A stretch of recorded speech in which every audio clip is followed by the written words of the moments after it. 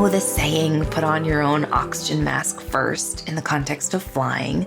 You've probably also heard it too in relation to self-care. There's a saying that I think I particularly appreciate even a little bit more, which is the reminder that you can't pour from an empty cup. And I have an esteemed colleague and dear friend of mine, Parvez Khan, with me today to really dive in deeper to these topics of self-care. And y'all are in for a treat because I have known Parvez for nearly a decade at this point. We trained together as coaches back in 2014. And so we go really deep and personal and share vulnerable stories and our journeys with self-care. Parvez is a business and personal coach. He has a dozen plus years of experience with improving organizations' productivity and their bottom line. He's worked with businesses, not-for-profit organizations, faith-based associations, and training organization. He brings a broad understanding of organizational challenges facing us today.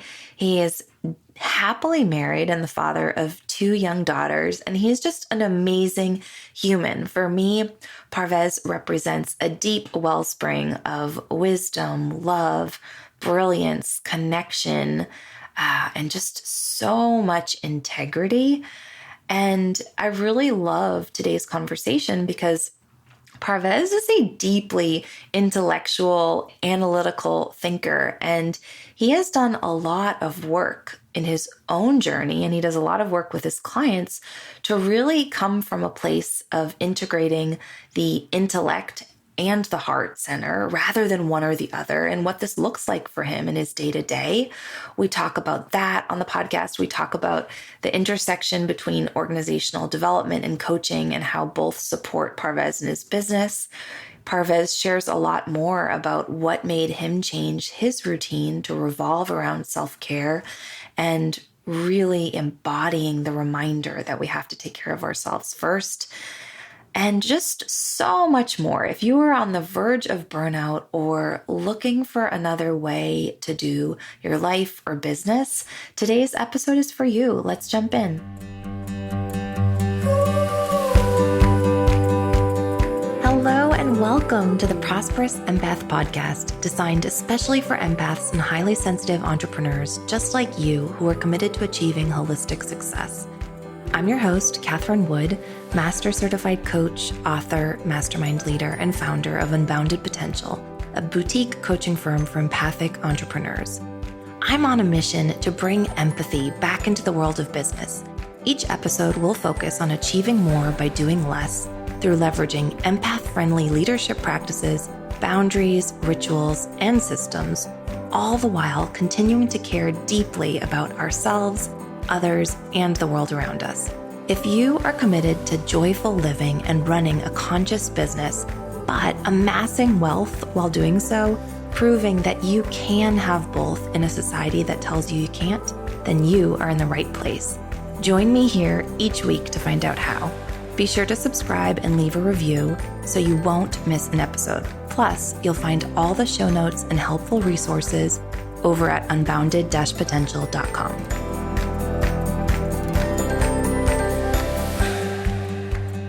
Parvez, I'm so delighted to have you on the show today. Welcome. Thank you so much, Kat. It's an honor to be here. Have I ever shared with you my favorite memory of you? No, I think I may have an idea, but why don't you go ahead and reshare? Well, it's kind of perfect because you literally just did it. So I imagine you'll share a little bit about how we know each other in a moment, but for our audience, Parvez and I trained ages ago together to become coaches. And there was one day in the training session when our mentors were trying to offer a reflection to you. And correct me if I'm wrong, Parvez, but if I'm remembering correctly, they invited you to take your hand and to put it on your heart. And just before we started this recording, you put your hand on your heart again. So I'm wondering, what does that mean to you? This is my way of grounding myself. So for years, because of my upbringing and et cetera, whatever, let's not dwell in the past, I wanted to come from my head because smart people come from their head, think from their head, right? That's what we're taught. And I was invited, like you said, to come from my heart and have that head and heart talk to each other a little more. And so come from your heart, right? Put your hand on your heart, they said, and come from there. So I did. I stopped, closed my eyes, put my hand on my heart, reminded myself of my essence: faith, humor, community, serenity, love. My life purpose is love. Deep breath and grounded myself, and I came from heart. And I don't know what I said, but I'm happy with whatever it is that I said because it came from my heart. It was, my heart has always been my strength, and I fought it for so long. And when I was flowing, when I began to flow in the coach training program from heart, I found, oh, this is a river I can flow with, in, and it's not hard. I'm not a salmon swimming upstream. That is so beautiful. I'm so happy we started the conversation there, because also right before we started recording, you asked me if you had to be an empath to be on the show. And I chuckled, and no, you don't.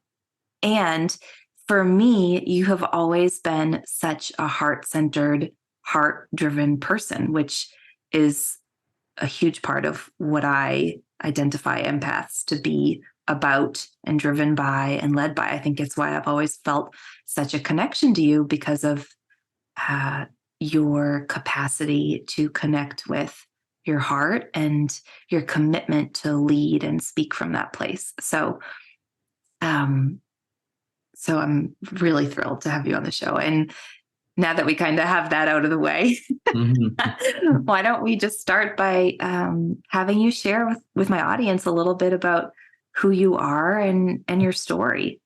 Awesome. Yeah. So I brand myself business and personal coach. Obviously, I trained in coaching at the same program you trained in, accomplishment coaching. My background is in organization development. I took a deep dive into organization development, which is a process of planned change in any system, any organization, with the intent of improving that system, that organization, right? I took that deep dive in 2009, right when I started my master's program at AU, and I have loved it ever since. Organization development, coaching individuals, coaching teams and departments, leaders. This is where I reside. My purpose is to give my gift out to the world, right? Share my heart and be this ball of light. And yeah, sure, some people will pay for it and some people won't, and it doesn't matter. The point is that this is my purpose in life. I'm here to improve people, organizations. I'm here to improve the world, take people to the next level, whatever that next level is for them, however they define that. And as much as I can be the power behind them, I'm not doing their work, but as much as I can be the power behind them to help them realize, empower them to realize that next level, so be it. What is the intersection between organizational development and coaching? So, a lot of coaches who are ICF affiliated, or people who are, some people may take offense or may take some people may take issue with this definition. However, organization development is an uber discipline that includes coaching. It also includes the other terms you've heard of, like strategic planning and change management, and right, it's process consulting. So it is looking at how we do what we do. It's actually what I would call real consulting, as opposed to management consulting or just hiring an external. There's no offense to management consultants out there in the world. I'm just saying that if you go to Booz Allen and you spend 12 grand a day getting a team to consult for you, most likely what you have done is you have hired a team of expert consultants to come in and tell you what to do in a very prescriptive manner, who will give you this sheet of paper that says, all right, here's what you need to do, go do it. Most likely. They may delve into some process things as well, but their main purpose is to be expert consultants.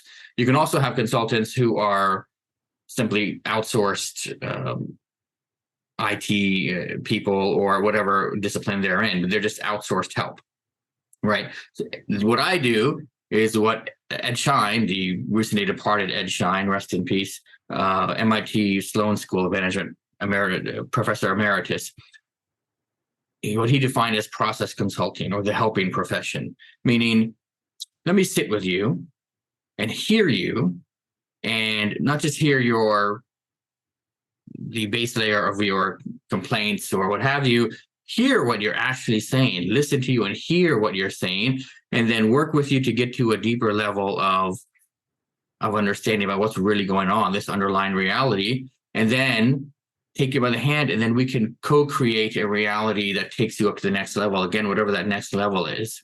So it is very much a co-created reality and relationship that improves an individual, an organization, a team, or department, what have you. And that's why I love it, because it's what I call real consulting. Again, no offense to anyone else. Coaching resides within organization development as a very specific discipline. So organization development is an uber discipline. Coaching is a specific discipline. It's a specific process that takes usually an individual, maybe a group, but usually an individual, and does the same thing. It uses a lot of the same methodologies that organization development employs, and does so in a very smaller systemic level. Mm-hmm. That's really interesting. I know that this is your background, and I don't think I've ever asked you about the details of it in all the years we've known each other. So I appreciate that explanation. Of course. How does your experience through both of those worlds of organizational development and coaching, how do they mutually support one another? Oh, okay. Well, what I found is that both of these, because one is an uber discipline and one is a more micro discipline. I won't say micro, but just a discipline in and of itself. They employ a lot of the same tactics. Like, for example, active listening. You have to be a really great active listener if you're a coach, right? I mean, you have to really hear what someone is saying and be able to reflect that back to them. So you'll use that, a very Jungian active listening skill. And that's employed throughout any engagement with an organization or person or what have you. And to be honest with you, it's a great skill to have for anyone, anywhere. Now people would just say, yeah, that's I want to engage in active listening with all my friends. Okay, great. Go ahead and do that, because it's really about engaging at a deeper level and being, what we would say, real with someone. Keep it 100 with your friend or with so-and-so. Now, of course, we don't coach our friends. We don't consult our friends. This is an example of how the on the ground reality will appear so similar in what in the actual conversations, and what is different is where you want to go, how you want to create your reality. So with coaching,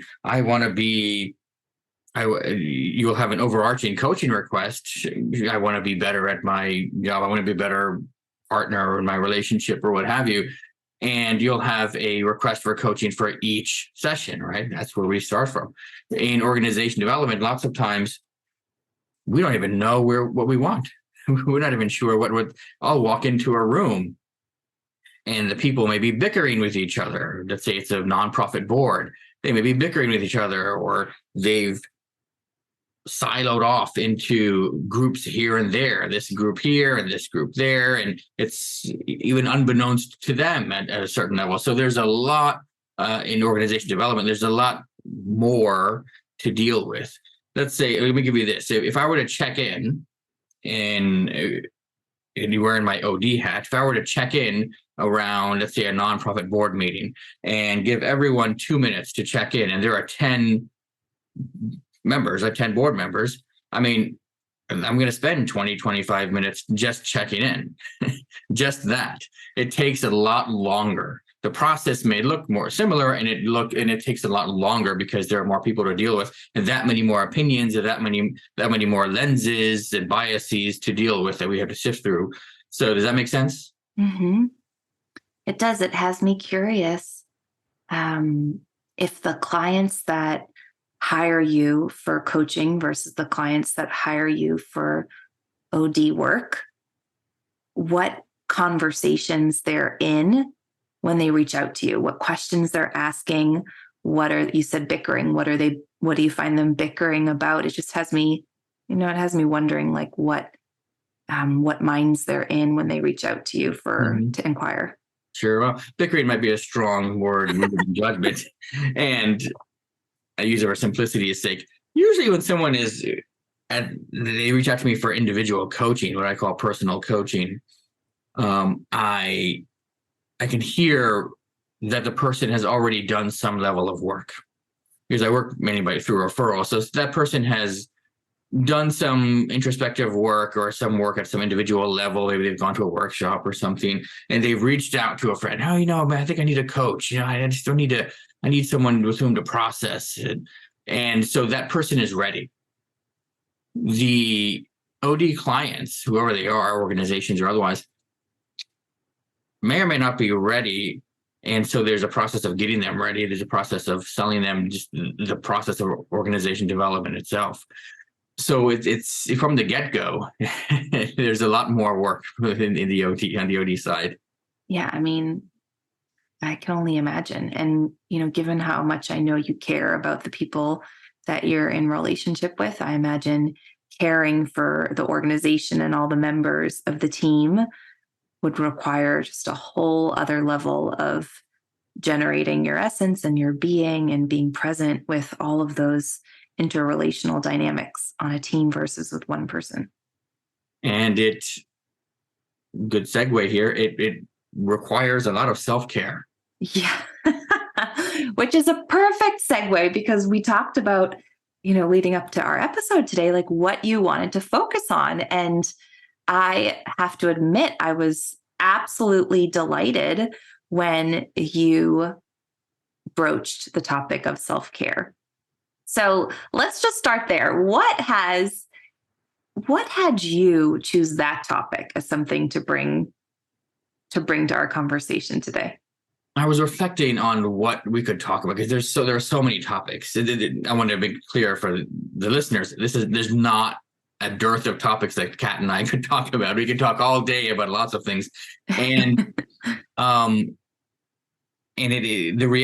reality in the past few years has been really self-care focused, and that's been up in my face. So I said, why not that? Of course.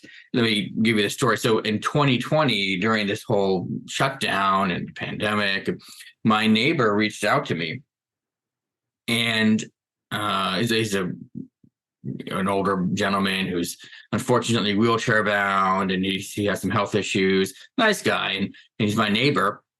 And he called me over, and he said, "Can you help me get back in my wheelchair?" I said, "Of course." And why not? Usually, I think he calls 911 for these things, but I think he felt shy in doing so this time. So he reached out to me. Of course, I go over and like a not so smart person, I tried to put him back in his wheelchair by myself. Not the smartest move. I didn't realize that when you have, I'm going to use a medical term here, when you're moving dead body weight, that's a medical term. I'm not calling, not a judgment on him.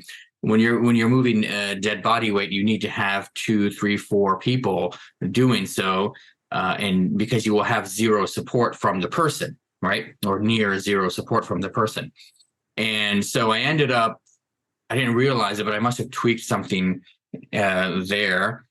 And I also energetically, what I found out later is I ended up absorbing his shame. If you go in the energetic route.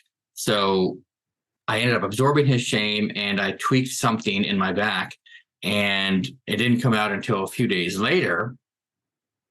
And I ended up really injuring my back. I didn't break it or anything, but it was to the point where a week later, I was crawling to the bathroom. I couldn't go anywhere. I couldn't do anything. I couldn't have my client sessions.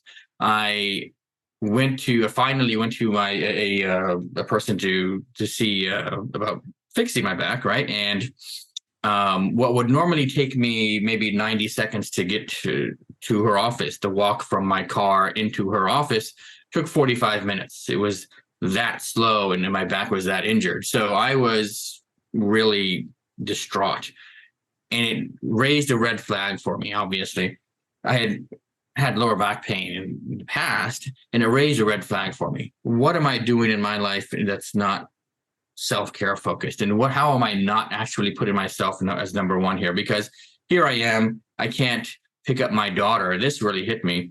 My daughter was my younger daughter, 10-year-old now and a 4-year-old. So my young daughter, who was 2 at the time, 1.5, 2, I couldn't pick her up, and she was not happy about it. She was, Baba, screaming. And it was heartbreaking because I couldn't pick her up. And I said, no more of this. I'm going to fix my back. And more so than just fix my back, I'm going to take care of myself. I've always preached self-care, right? Self-care is penultimate. You have to take care of yourself. Why am I not doing it myself? Or why have I allowed this to happen on whatever level? Wow. Is your back recovered? Oh, yes. I'm happy to say that my self-care regimen now, not just physical, spiritual, developmental, in terms of personal development, my self-care regimen is strong. It's continuing to evolve, and I'm at, I think, what I would call the best shape of my life, or the peak Parvez. Can I say that? I think so. Wow. And so I've learned to do that. I mean, this whole incident brought up that self-care really is penultimate. I have to put myself first, right? You and I know that you can't be the full expression of yourself if you don't take care of number one, right? You know that. We were taught when you're on the airplane, and then the masks drop in case of cabin pressure. What do the at the beginning of every flight, what do the airline flight attendants, what do the flight attendants tell you? They say, make sure that you put your mask on in case of loss of cabin pressure. The mask will fall. Make sure you put your mask on first before you put on your child's mask if you're traveling with a child. Why? Obviously, because if there's severe loss of cabin pressure, if you don't take care of yourself and your child passes out, you can revive your child with the oxygen mask. If you fumble with your child and they see that you don't have your mask on, and then there's a risk, of course, of both of you passing out. Mm-hmm. So the point there being, in a microcosmic example, if you don't take care of yourself, you can't take care of others. Mm-hmm. So I've made self-care a lifestyle, not just a regimen. Hitting pause on this episode for just a moment to tell you about my absolutely favorite way for you to experience a taste of our work with ambitious empath entrepreneurs in our Unbounded Mastermind, the community for empath entrepreneurs to celebrate and be carried forward by each other's successes, get bespoke coaching, and supported by a sisterhood of values-aligned business besties to finally step into your quantum next level. Each month, we host an intimate, non-networking power hour within our mastermind community for you to have a behind-the-scenes experience of what it's like to be supported in our community. Join us for our next event on Monday, the 22nd of May at 12 noon Eastern Time by jumping on over to the show notes for this episode and grabbing your spot at unbounded-potential.com/podcast.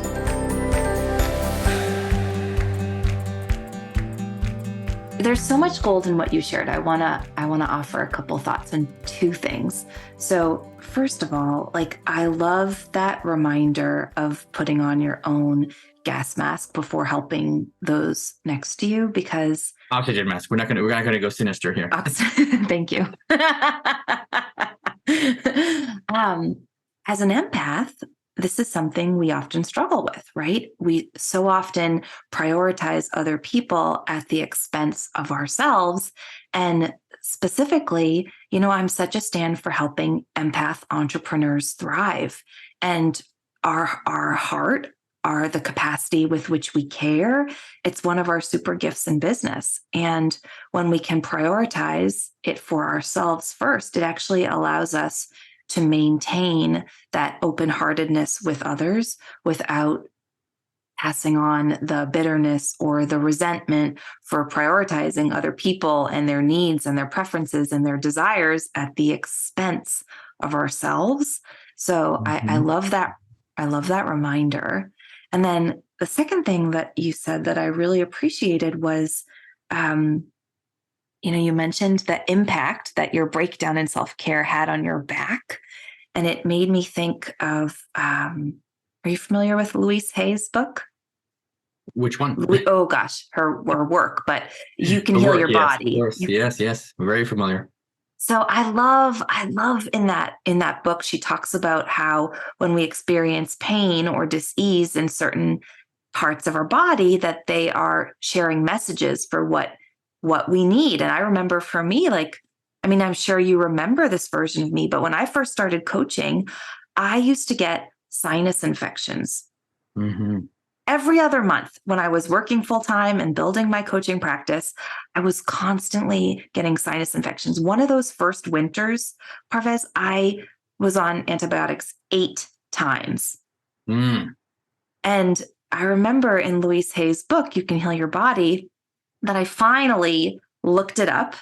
And what she articulated was that when you experience sinus infections, you're typically not, you're lacking self-expression. You're not articulating your needs. So I wonder what back pain, what it indicates.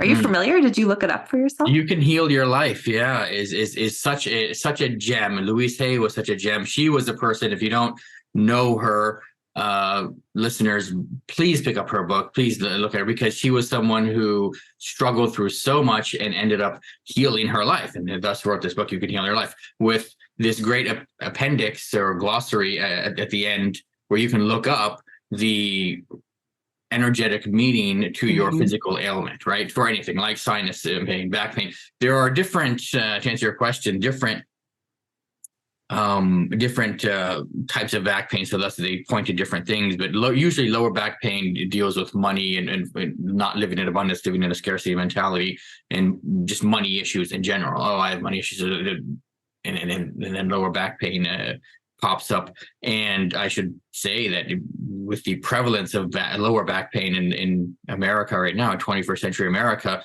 and this go-go lifestyle we've created for ourselves, it's those two things are the fact that a lot of people have money issues and a lot of people have lower back pain. Those are not unrelated. So with mine, it was that. It was also specifically because I had absorbed his shame when I was holding him to put him back in his wheelchair. I ended up absorbing his shame. Poor guy. I mean, my heart goes out to him, and he's my neighbor. So I can support him to an extent, and at the same time, I'm not going to do that again, at least not with that help. Well, can we talk about that? Like the connection between self-care and how it supports you in protecting your energy or not taking on the energy and emotional pain or angst of others. Wow. Ooh, well, there's a topic for you. Sidebar. Yeah. Let's draw it back to the simple and then go, if we may, and then go deeper. So you and I were taught the healthy priorities, right? We were taught that you should keep yourself number one, right? You should take care of yourself and do the things for yourself that you need in order to be prosperous, in order to be a functioning human being. And then in terms of your important priorities, that's why these are called healthy priorities, all the things that are important to you, take care of yourself first, and then you take care of your spouse. If you have a spouse, you take care and then take care of your work and engage in your work, and then you take care of your family, and then you take care of your friends, right? This is what we were taught, to take care of this ladder, specifically in that order. Most people in 21st century America have that flipped in some different kind of order, meaning work will generally be higher, spouse will generally be lower, and their self will generally be lower on that totem. Well, that's an issue. And so when we look at that, obviously we can't be the best version of ourselves if we are not in the full expression of ourselves, if we don't take care of ourselves. We get that. And when you relate that to the energetic world, the deeper nature of reality, Well, what does it mean? We have a society of where we are throwing ourselves into our work, throwing ourselves into an endeavor, and we're, I won't say half-heartedly doing it. We could be fully there, fully present, and we're not ready to do that work with all of our gifts that we bring. Everyone has a gift, everyone has a strength. And if we have not honed that gift, if we have not prepared ourselves to be able to share that gift in the manner in which we know is the best, then we can't do so. Go back to the very beginning. And I was trying to come from my heart, from my head, and not from my heart. My heart is my strength. I've come to realize that my life purpose is love, come from my heart.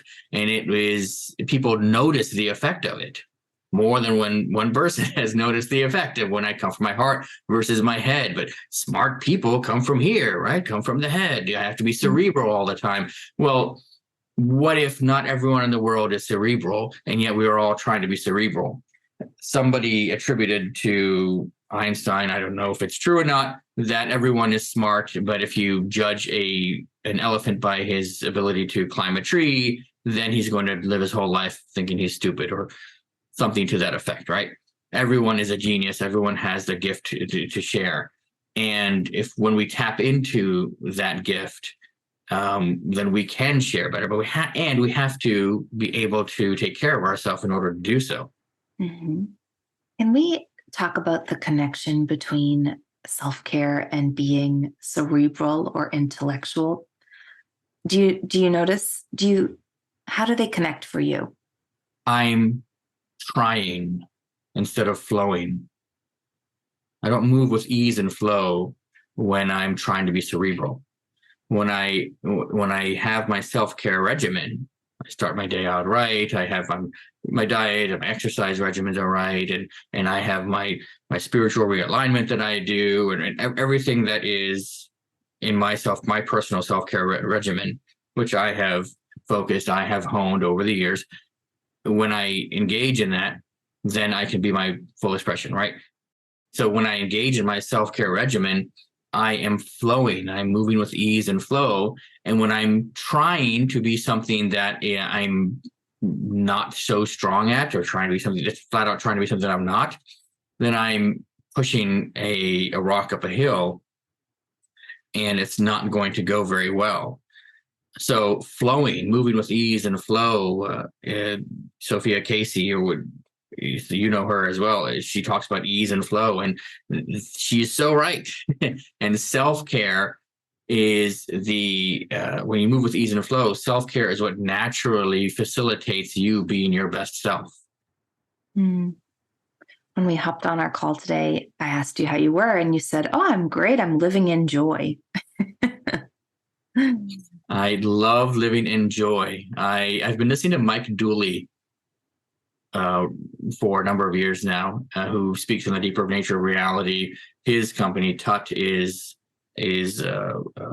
very similar to Louise Hay's work as well. And so Mike talks about living in joy and being intentional about living in joy. And so I have a note, and every morning I look at the note, and it says enjoy. That's all it says, enjoy, exclamation mark. And so I remind myself, joy, I'm going to live in joy today. It could be raining outside or snowing. It could be, whatever is happening, and I am choosing my reality and choosing to live in joy from this place. Mm-hmm. Okay, so I want to make sure that I check in, and you can share with my audience your living self-care as a lifestyle and what that looks like for you. So that's coming. But before we get there, I feel called to ask you about how does someone who was taught to be smart, and that smart and intellectual is what's important, how does someone with that conditioning, that cultural, being raised that way, how does someone with that background transform into being driven by his heart and being driven by love as his life purpose? How did you make that shift for yourself? Usually it's not pretty. Usually the shift is not pretty. It comes through some breakdown And it could be an emotional breakdown, it could just be an actual breakdown in one's plan. Things didn't go according to plan. And in my case, it was repeated moments of what I would call shame. But it was essentially where I had people reflect back to me that in so many words, that I was coming off as aggressive, or I was coming off as a know-it-all, or I was coming off as rigid, or I was coming off as something that we would place in the pejorative instead of anything else, nice or helpful or easygoing, or any of my essence words, faith or humor, community, serenity, love. I wasn't living any of those. And so in trying to be cerebral, and breaking that, it was a number of incidents and learning programs, engaging in learning in order to reflect back to me that, oh, you know what? I think I need to reevaluate how I'm being, where I'm coming from, how I'm existing in this world. It's hard to give that just one term. I mean, reevaluating my ontological sense of self is how I could say that. And a lot of people are afraid to do that, and they don't see the payoff of that. And the payoff is, of course, tremendous, because it shifts your entire way of being in the world. Well, what is possible for you being driven and being guided by your heart versus your intellect? I allow myself to think from that center, right? We're taught that you have 3 centers of consciousness: head and heart and gut. And so if I have a large strength in the middle of my body here, in this center of consciousness, I can think from my heart, not be so cerebral, not try so hard. And it opens up this river. It's easier to think from here because we actually do think from our heart. We have 50,000 brain cells in our heart and something around 40,000 heart cells in our brain. So our heart and mind and heart and brain are constantly in communion. And so if this is my strength, my heart here, coming from there allowed me to approach the world, everything, with a deeper sense of ease. Imagine it this way. What if you were an accountant trying to crush the numbers, and you were constantly trying to come from your heart? You were constantly trying to look into the deeper meaning behind the numbers or what have you. That might serve you to some extent, and it's not what's called for in your accounting job. That's the opposite of me here, where I was trying to be the accountant and it wasn't fitting my profession of this OD person, this coach. It was not. It was a square peg in a round hole. Instead, shift where you are coming from. You're not necessarily changing who you are in whittling yourself down to something that is uncomfortable. You're actually coming back to a place that you know is easier for you. You know, as you were speaking, I was thinking about, for me, and what my own tell is. And I know for me that when I'm speaking from my heart, I feel more connected to other people. I know that my message lands more. I've been really trying to be connected with my heart when I'm on the podcast, because I know I have a lot to say, and I get in my own head about, oh, am I being a clear communicator? Am I effectively communicating my message? And when I am intellectual about it, I know that my message doesn't land.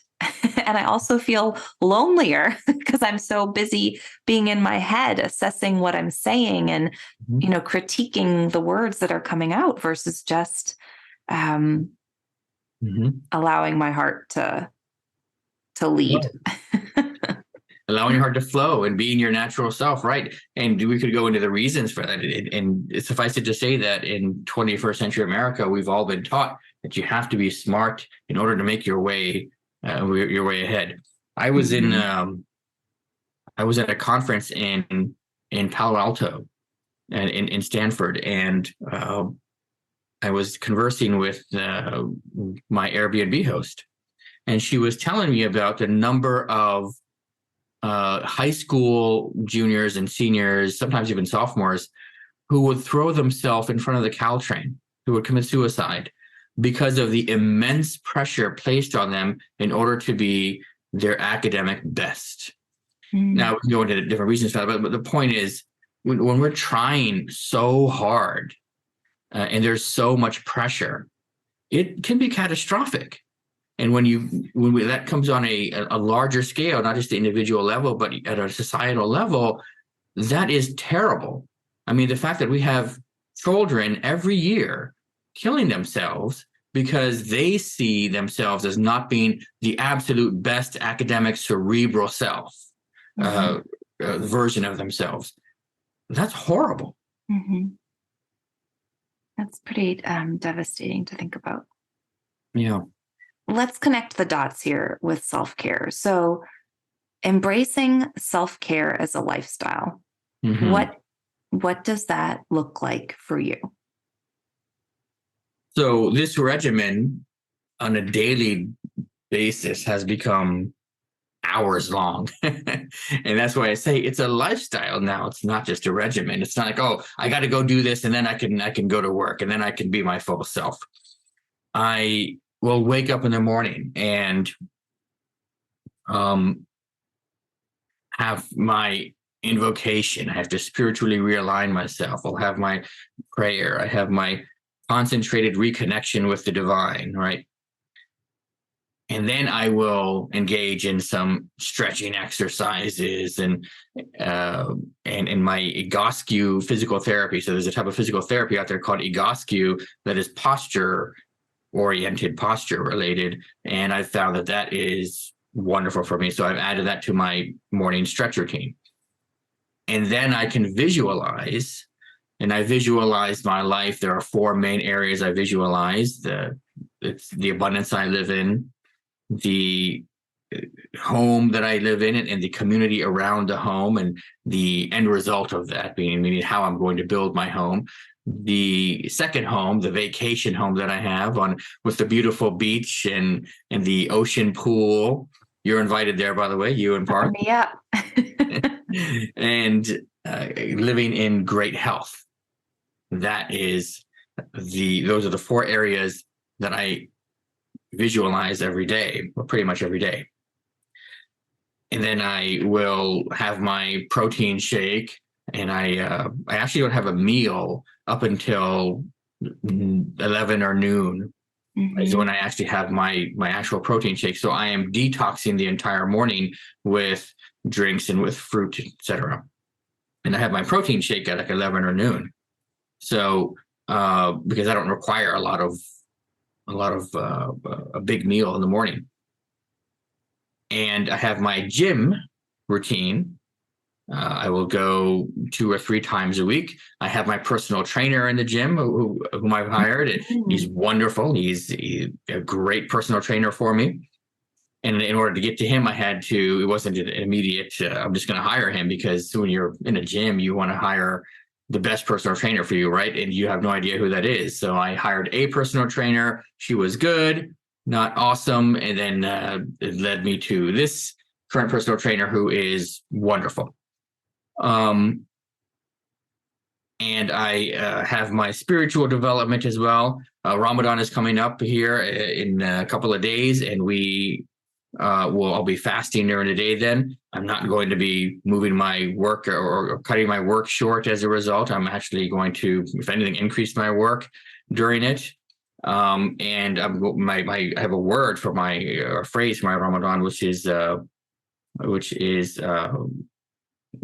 what is it? Sorry. It's okay. I just came up with it, which is level up. So I'm going to level up in Ramadan. Tuesday evenings, there's someone who gives a spiritual lecture. I'm part of the Sufi Mujaddidi order, and this order is very meditation focused. So I meditate on a regular basis. I also have my personal development work that I engage in. I talk about Mike Dooley and his company Tut, and I attend his weekly mini manifesting workshop. So there's so much in the physical realm, the spiritual realm, and the personal development realm, and I make it a point to intersperse all of that throughout my life, so that I can be the best version of myself. I don't know if you can see this ear to ear smile as I listen to you talk about your self-care lifestyle, and it just feels so nourishing.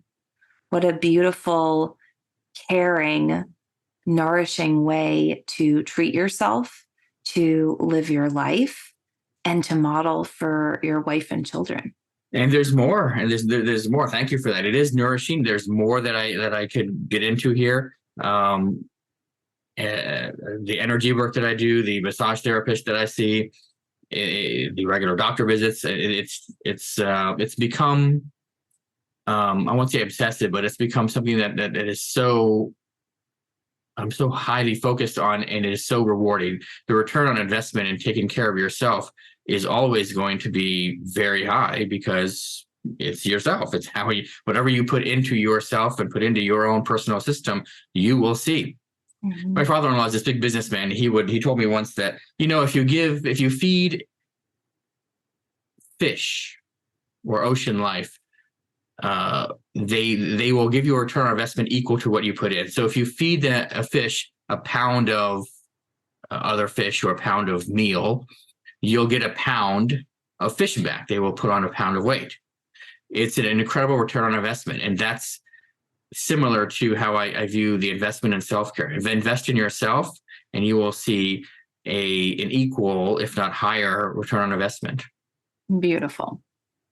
Well, as we wrap up today, Parvez, what do you think has made the biggest difference for you in, I know you said you don't identify as an empath, so we'll say in really allowing your heart to lead? I go back to flow. Ease and flow, and flowing in this world. We're taught that we have to make things work. We have to work hard, and we have to make a living for ourselves, and we have to make the rent, make the mortgage payment. We have to make enough money for groceries, and then you have to make enough money to put a ring on it one day, and then you have to make enough money to have a big wedding, and you have to make enough money to have a big house, and it's got to have 2.5 children, and all this costs money. And what if we could just flow in it? What if it wasn't so hard? What if we existed in this world and we were flowing? Not in this Pollyannish way where we don't respect the time and space of reality. We exist in time, we exist in space. It's where we recognize just how illusory the time and space is. And when we are the full expression of ourselves and we are flowing, that we are more than enough in the moment. Hear, hear. This has been such an honor having you on the podcast. I'm so really delighted to share you with my audience, and thank you for today. And thank you for being you. It has been my honor. Thank you, Kat. Thank you so much for listening today to this episode of the Prosperous Empath Podcast with me, Catherine Wood. Make sure you subscribe and leave a review so you don't miss an episode, and so more empaths just like you and me can find the show. As a thank you, each month, one lucky reviewer will receive a 60-minute coaching session with a member of our Unbounded Potential team. You can find all the show notes and bonus resources over at unbounded-potential.com. Thank you so much for listening and locking arms with me to bring empathy and prosperity back into the world of business.